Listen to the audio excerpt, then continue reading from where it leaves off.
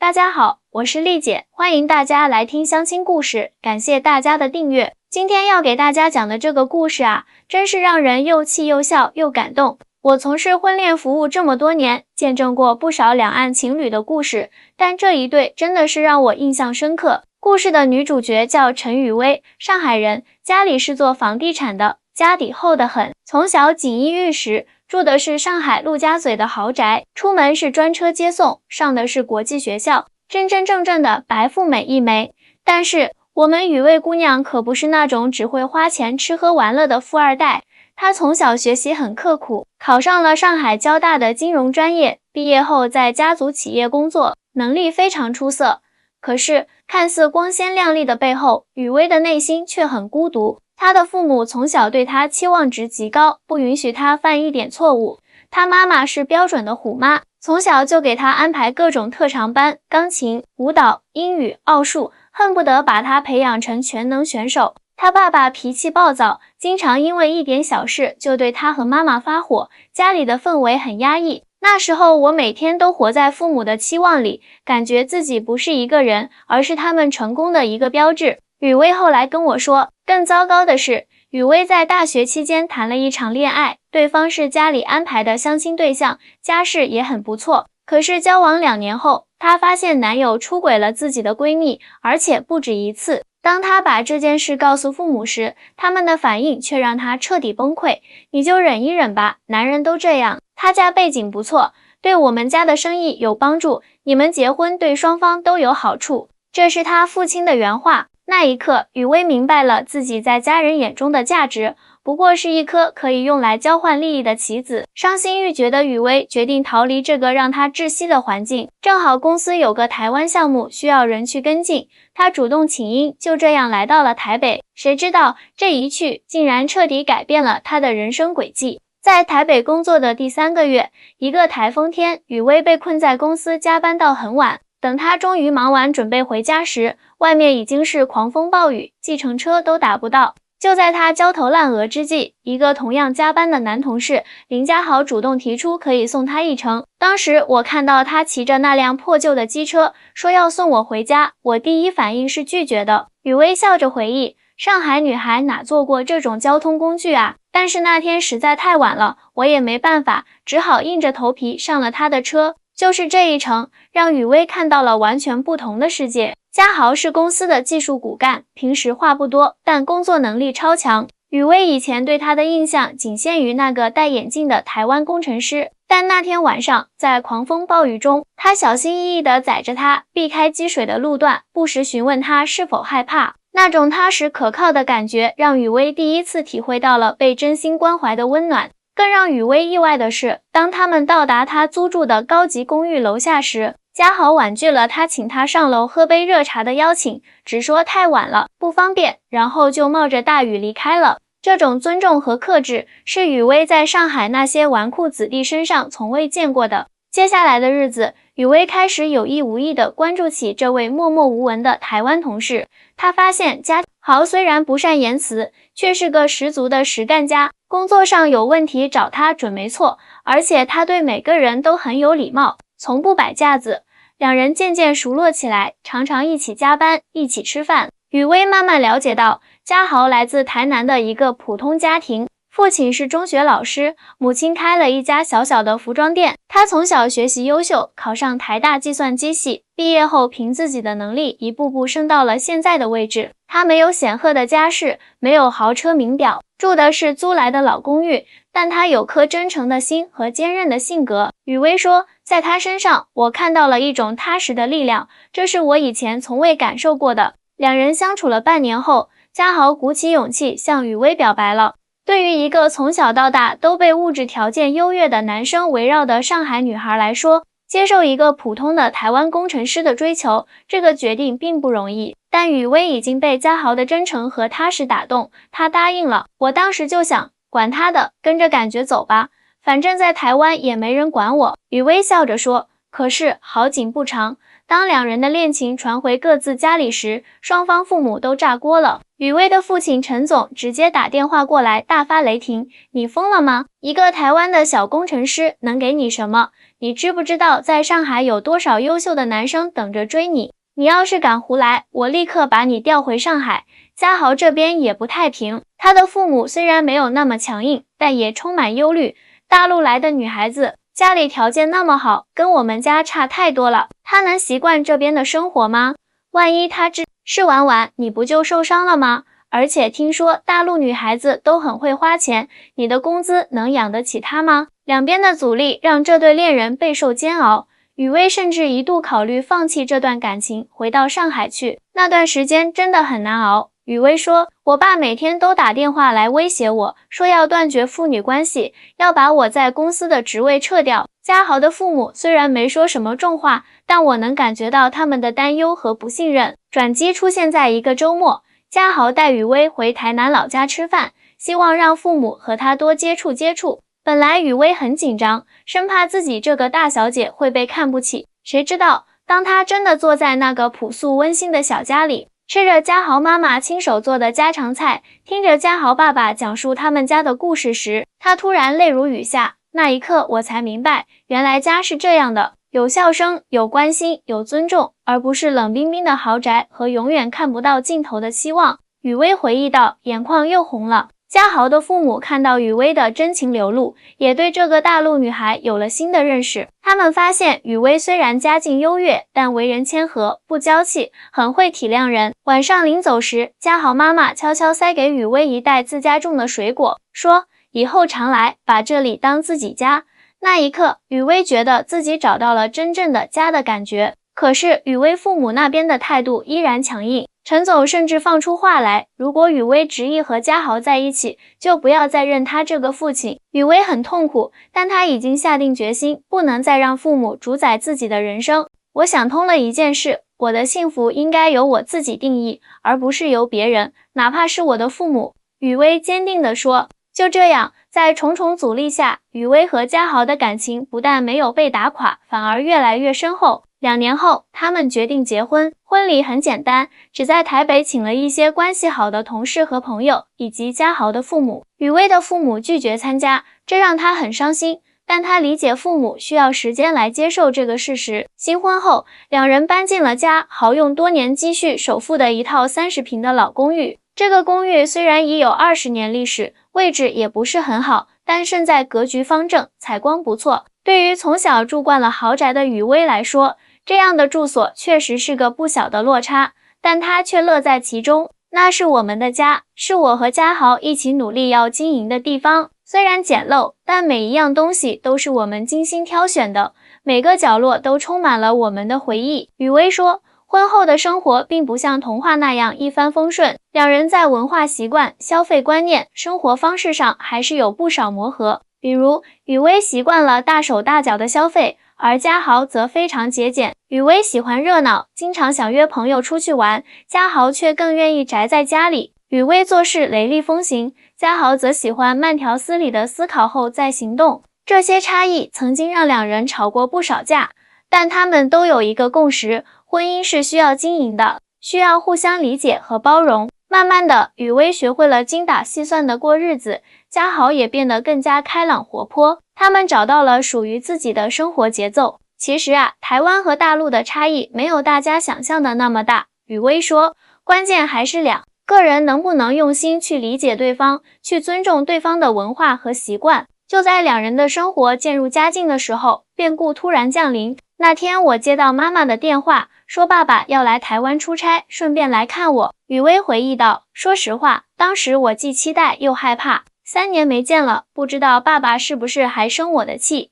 陈总此行是来台湾考察房地产市场的。3年来，虽然他一直对女儿的婚事耿耿于怀，但毕竟是自己的亲生骨肉，心里还是放不下。这次借着出差的机会，他决定来看看女儿在台湾过得怎么样。他来之前，我紧张得不得了，连家里的每个角落都擦了好几遍。雨薇笑着说，我知道我们的房子在爸爸眼里肯定是不够看的，但我还是希望能给他留下好印象。终于，在一个周六的上午，陈总出现在了雨薇家门口。当雨薇打开门，看到3年未见的父亲时，眼泪一下子就涌了出来。陈总也是老泪纵横，父女俩紧紧抱在一起。但是，当陈总走进这个小小的公寓，看到简朴的家具、狭小的客厅，以及那个连他家保姆房都不如的厨房时，脸色立刻变了。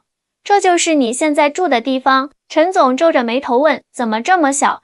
这种老破小，在上海连郊区都没人要了。雨薇尴尬地笑了笑，不知道该怎么回应父亲的话。正好这时候嘉豪回来了，他刚去附近的早市买了一些新鲜的蔬果和海鲜，准备招待岳父。伯父好，嘉豪热情地打招呼，您坐了那么久的飞机，一定累了吧？我刚买了一些新鲜的食材，雨薇的红烧肉做得特别好，待会儿您尝尝。陈总面无表情地看了嘉豪一眼，冷冷地嗯了一声。他打量着眼前这个穿着普通、戴着眼镜的年轻人，心里更是不满。这就是女儿选的男人，1个月薪水估计还不够自己1顿饭钱的小工程师。爸，嘉豪工作很努力的，他在公司是技术主管，很受领导重视。雨薇赶紧解围，是吗？陈总冷笑一声，那为什么住这种地方？你知道吗？就在上个月，我们在上海浦东新开的楼盘，最小的户型都有50平，价格吗？呵呵，你这套老公寓的10倍不止。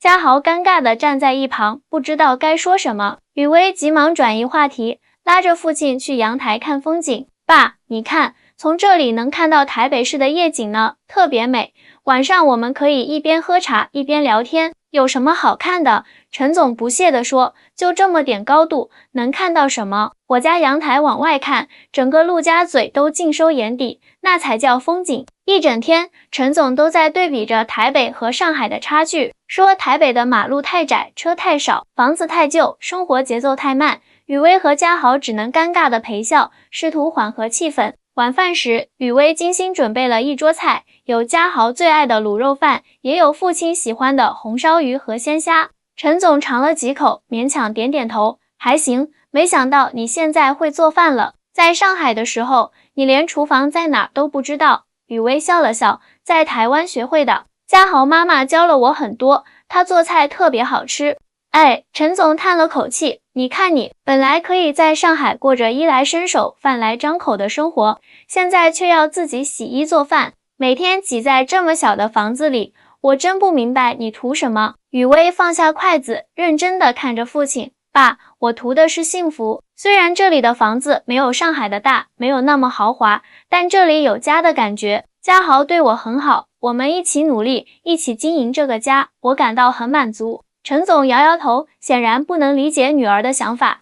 饭后，趁着嘉豪去洗碗的功夫，陈总把雨薇拉到一边，压低声音说：“雨薇，爸爸跟你说实话，这次来台湾，除了看你，还有个重要决定要告诉你。我准备在台北投资一个大型商业综合体，需要一个能干的人来负责。我想让你回公司，具体负责这个项目。”雨薇惊讶地看着父亲：“爸，你是认真的吗？”“当然。”陈总眼睛一亮，这可是几十亿的大项目，你负责这个项目，不仅能让你的职业生涯更上一层楼，还能在台北买一套像样的房子。我已经看好了信义区的一个新楼盘，顶级豪宅，比这里大3倍不止，明天带你去看看。雨薇不知道该怎么回应，她知道父亲是好意，但她已经习惯了现在的生活。爸，谢谢你的好意，但我现在的工作也挺好的。嘉豪和我商量过，再攒几年钱，我们打算换一套大一点的房子，可能去内湖区，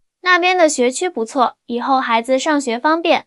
内湖学区，孩子，陈总瞪大了眼睛，你该不会是要在这里生孩子吧？雨薇，你清醒一点，你是我陈家的独女，将来是要继承家业的。你在这里生了孩子，以后怎么回上海？你有没有想过，你的孩子会不会被台湾这边的观念影响，对大陆产生偏见？爸，雨薇有些激动，台湾和大陆都是中国人，有什么偏见不偏见的？嘉豪的家人对我特别好，从来没有因为我是大陆人而有任何歧视，反而是您，从来没给嘉豪一个笑脸，一直用有色眼镜看他，看台湾。陈总被女儿顶得语塞，正想反驳，嘉豪却从厨房走了出来，手里端着3杯热茶。伯父，您尝尝这个茶，是阿里山的高山茶，我一个朋友开茶行的，特地送的。嘉豪笑着递给陈总一杯茶，陈总接过茶杯，心不在焉地喝了一口，然后看了看表，不早了，我回酒店了，明天早上9点，我派车来接你，带你去看看那个楼盘。然后他转向嘉豪，生硬地说，女婿，你明天有空吗？一起去看看。嘉豪有点尴尬，但还是点点头，有空的，伯父。第二天，陈总果然派了一辆豪华轿车来接雨薇和嘉豪。车子开进了台北最高端的信义区，停在了一座崭新的豪华公寓楼前。怎么样，比你们现在住的地方好多了吧？陈总得意地说，这个楼盘是台北最顶级的，1平方米要价15万人民币。这栋楼里住的都是台湾的企业家和富豪。我已经和开发商谈好了，如果你决定回公司工作，这套房子就是你的入职礼物。雨薇和嘉豪跟着销售人员参观了样板房，确实豪华气派，光客厅就有他们现在整个公寓的1半大，设施一应俱全，从地暖到智能家居系统应有尽有。参观完后，回到车上，陈总迫不及待地问，怎么样，心动了吧？雨薇看了看嘉豪，嘉豪微微点头，示意他可以说出自己的真实想法。爸，这套房子确实很好，但是我和嘉豪已经习惯了现在的生活。我们虽然住的地方小了点，老了点，但那是我们共同的家，充满了我们的回忆。雨薇真诚地说，而且我们现在的工作都挺稳定的，生活也过得很充实。我不想因为一套房子就改变现在的生活方式。陈总听完，脸色阴沉下来，雨薇，你是被洗脑了吗？放着好端端的豪宅不住，偏要挤在那个破公寓里。你以前在上海多么光鲜亮丽，现在却变成这样，你知道我和你妈有多心疼吗？爸，您不明白。雨薇苦笑道，我在上海的光鲜亮丽只是表面的，内心却很空虚。现在的我虽然物质条件差了，但精神上却充实了许多。我有爱我的丈夫，有温暖的家，有自己喜欢的工作，这比什么都重要。胡说八道。陈总拍了一下方向盘，没有钱，哪来的幸福？你以为现在这样就很好？等你们有了孩子，开销更大，到时候挤在那个小房子里，有你后悔的时候。雨薇，听爸爸一句话，跟我回上海吧，我给你安排更好的工作，更好的生活。伯父，嘉豪突然开口了，我知道您是为雨薇好，也知道我现在给不了她上海那样的物质条件，但是请您相信，我一定会努力工作，给她创造更好的生活。我已经在公司申请了升职，如果成功的话，我们的收入会增加不少，到时候也许能换一套更好的房子。升职？陈总冷笑一声，就算你升职了，能赚多少钱？能比得上我给雨薇的待遇吗？嘉豪没有反驳，只是平静地说，可能比不上，但那是我通过自己的努力得来的，我会问心无愧。陈总被噎住了，气得脸色铁青。车子沉默地开回了雨薇和嘉豪的公寓。在接下来的几天里，陈总依然不断地向雨薇灌输回上海的好处，甚至威胁说，如果他不回去，就断绝父女关系。雨薇很痛苦，但他已经下定决心，不会因为父亲的压力而改变自己的选择。眼看说服不了女儿，陈总决定换一个策略。他开始对嘉豪表现得友好起来，邀请他一起吃饭、聊天，甚至提出要投资他的一些创业想法。嘉豪啊，我看你很有潜力，陈总笑眯眯地说，这样吧，我可以给你投资500万人民币，你可以在台北开一家自己的公司，做你想做的项目。当然，前提是你和雨薇要搬到那套信义区的房子去住。嘉豪听出了陈总话中的试探，他礼貌地拒绝了，谢谢伯父的好意，但我现在对公司的工作很满意，暂时没有创业的打算。至于住房，我和雨薇商量过，等我们攒够了钱，会考虑换一套更好的。陈总见软的不行，又开始来硬的。好，既然这样，那我也不绕弯子了。嘉豪，我直说了，你配不上我女儿。我女儿从小锦衣玉食，现在却要跟你挤在这种破房子里，我看不下去。你如果真的爱她，就应该为她考虑，让她过上更好的生活。嘉豪脸色变得有些难看，但他依然保持着冷静。伯父，我知道我现在给不了雨薇最好的物质条件，但我会一直努力。至于什么样的生活是好生活，我想应该由雨薇自己来决定。而不是由我或者您来替他做决定。眼看着劝说不成，陈总在台北待了1周后，最后通牒般的对雨薇说，我明天就回上海了，雨薇，这是最后的机会，跟我一起回去。公司副总的位置给你留着，信义区的豪宅也是你的，不然的话，你就在这里过你的幸福生活吧，但别指望再从家里拿1分钱。雨薇泪流满面，但态度坚定，爸，我不会回去的，我在这里很幸福，请您尊重我的选择。陈总气得拂袖而去，直接回了酒店，连一声再见都没有说。当晚，雨薇哭了很久，嘉豪一直陪在她身边，轻轻抚摸着她的背，要不要再去找伯父谈谈？或者，如果你想回上海发展，我可以不。雨薇擦干眼泪，坚定地说，我不会回去的，我知道爸爸是爱我的，但他的爱太强势了，他总是以为他知道什么对我最好，其实只有我自己知道什么才是我真正想要的。第二天，陈总准备登机时，突然收到了女儿发来的一条信息，爸，希望您能理解我的选择，我和嘉豪很好，请您放心，期待您和妈妈下次再来台北，到时候我们一家人好好聚一聚。陈总看着这条信息，眼眶湿润了。这么多年来，他一直以为自己知道什么是对女儿最好的，却从来没有真正问过她想要什么。或许是时候学着尊重女儿的选择了。3个月后，一个意外的电话打破了雨薇和嘉豪平静的生活，是陈总打来的，语气异常温和。雨薇，爸爸想通了，你能在台北机场接我和你妈妈吗？我们想去看看你们的家。当陈总和妻子再次踏入那个30平的老公寓时，他们看到的不再只是狭小和陈旧，而是墙上挂着的雨薇和嘉豪的婚纱照，茶几上摆放的2人一起旅行时拍的照片，以及厨房里2套并排放着的马克杯。这个家虽小，却充满了爱和温暖。晚饭后，嘉豪拿出一个信封，递给陈总，伯父，这是我们的一个好消息，想跟您分享。陈总打开信封，是一份医院的 B 超单，他愣了一下，然后突然明白了，你们要有孩子了。雨薇笑着点点头，陈总的眼眶又一次湿润了，他轻轻抚摸着那张 B 超单，喃喃自语，我要当爷爷了。转过身，陈总拍了拍嘉豪的肩膀，好好照顾我女儿和孙子。对了，如果你们想换房子的话，我可以爸。雨薇打断了父亲的话，我们自己会处理的。陈总笑了笑，举起茶杯，好，那我就祝福你们一家3口幸福美满。就这样，台湾和大陆2个不同的文化背景，在理解和尊重中找到了共鸣。物质条件或许重要，但真正的幸福来源于彼此的爱与理解。希望大家喜欢今天的故事，我是丽姐，我们下次再见哦。